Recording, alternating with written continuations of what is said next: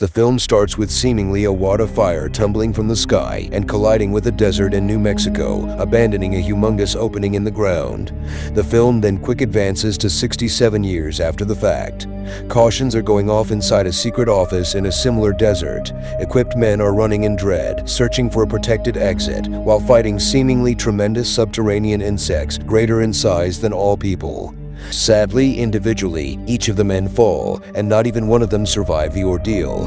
The film then slices to two cattle rustlers, Jorge and his buddy, driving in their Nissan truck in the desert. They stop at the edge of a gap and notice a passage at the base.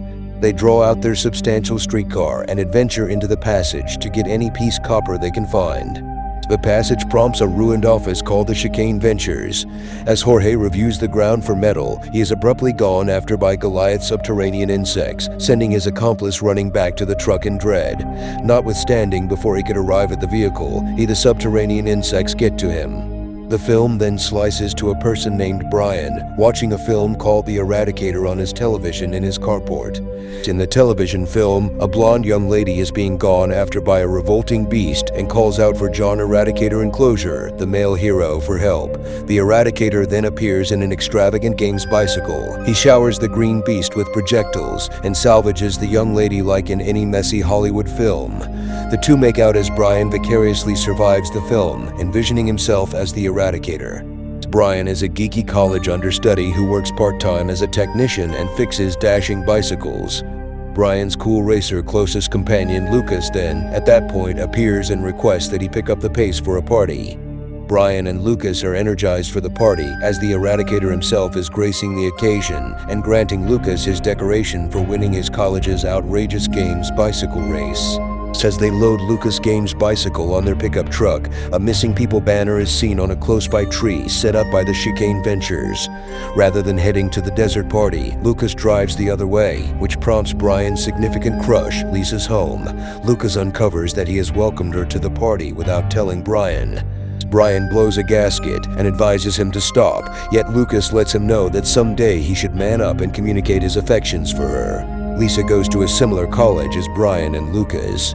She isn't just gorgeous and cool, she is savvy as Brian. Subsequent to getting Lisa, they head to the party, geeking out over the Eradicator establishment. Most of the way to the party, the Garisco siblings appear on their bicycles. They display their bicycle stunts, driving Lucas to demonstrate that he is no less. Lucas requests that Brian assume control over the guiding wheel and hops from the truck with his bicycle to show Tim and Craig Garisco who the genuine manager is. The two siblings don't completely appreciate both perspectives with Lucas and have a conflict of words with one another subsequent to arriving at the party. Brian stops what is happening and asks everybody to simply partake in the party. At the party, Lucas again urges Brian to converse with Lisa, yet Brian feels he doesn't have a cool character and can't do thrill-seeker stunts like Lucas.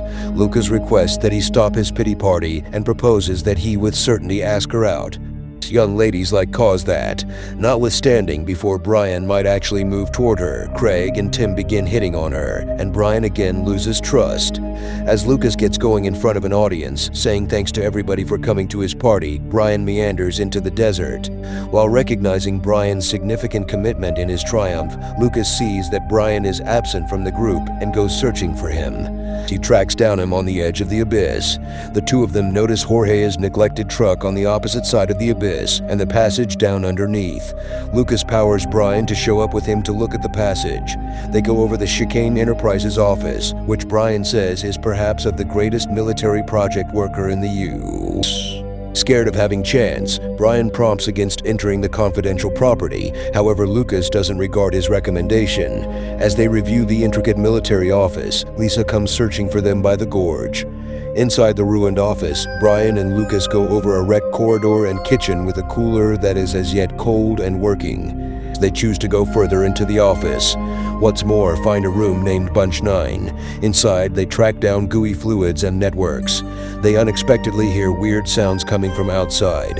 Terrified, Lucas at last chooses to get the damnation out of the office. Nonetheless, as they head for the leave, they run over a monster insect in the rec lobby and immediately conceal in the kitchen. Lucas gets a call from Lisa, and he tells her that they are trapped in the office with a Goliath insect. He figures out how to request that she boil down to the passage and help them before his telephone bites the dust. With no decision other than to battle, they arm themselves with, sit tight for it, a takoyaki dish and barbecue spatula. They will pan-sear that knave. The insect in the long run tracks down them in the kitchen, and their weapons end up being pointless. The two amigos race to the wreck, yet the insect gets around them and blocks their exit. It corners Lucas, yet Brian boldly saves his companion by drawing the insect towards himself. He then slides towards the exit, however the subterranean insect again gets around him and blocks him from taking off.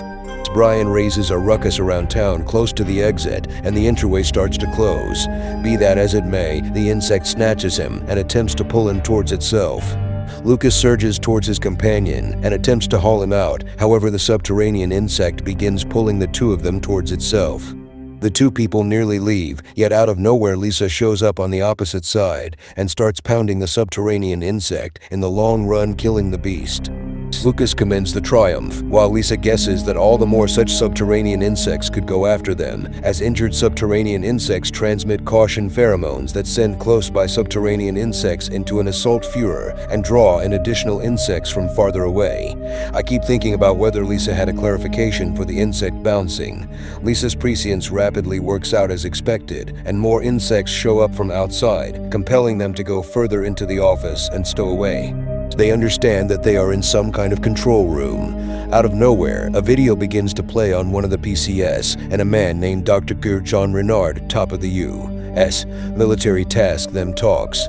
He uncovers that in 1951, a meteor carried outsider animals to Earth. The U.S.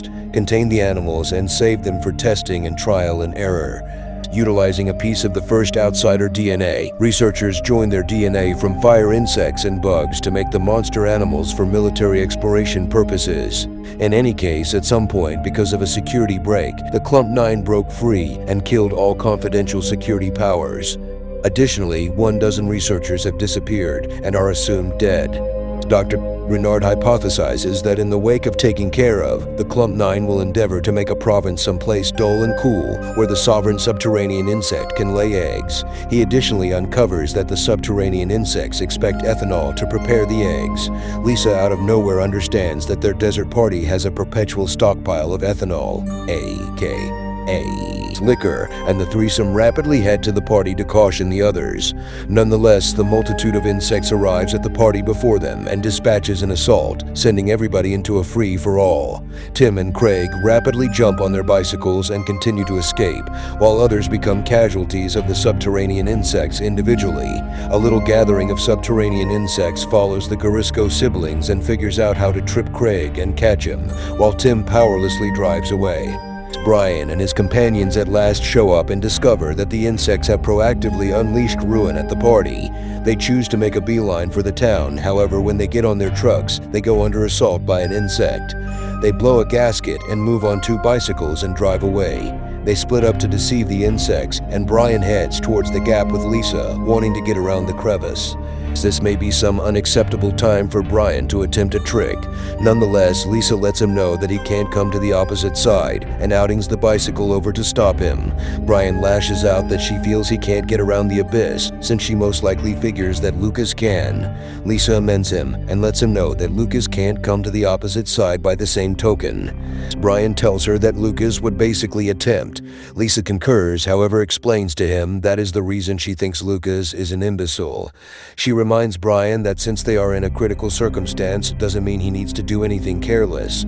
I surmise Lisa doesn't have a clue about that she's in an activity film. She lets him know that he is more astute than that, and that is the reason she loves him. Brian is shocked by the admission and becomes mixed up in his viewpoints. In the interim, an insect unobtrusively removes Lisa. Brian wakes up from his fantasies and Lucas shows up. The two follow the subterranean insect to the star caves. Somewhere inside the caverns, they run over monster shining insect eggs. They additionally find Lisa and their companions from the party wrapped alive inside silk covers. Abruptly, a subterranean insect appears, however Dr. Renard shows up from behind and kills it.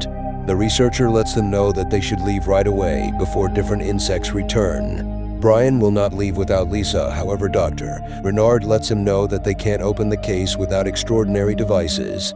Lucas lets his companion know that if they all bite the dust, nobody will actually want to save Lisa, and Brian at last consents to leave.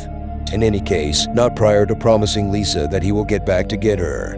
As they head towards the office to bring devices expected to protect Lisa and the others by walking Dr. Bohr, Renard cautions them that computerized guard firearms safeguarding the office probably been actuated after the arrival of his SAWS video. He likewise shows them a guide containing the areas of the guard firearms around the office. He further uncovers that the insects will begin searching for different wellsprings of prey, i.e., the closest town, which passes on the threesome with 30 minutes to act, most of the way to the facility. Thanks for watching this video. Subscribe this channel, like and comment this video, and share with your friends. I'll see you in the next video.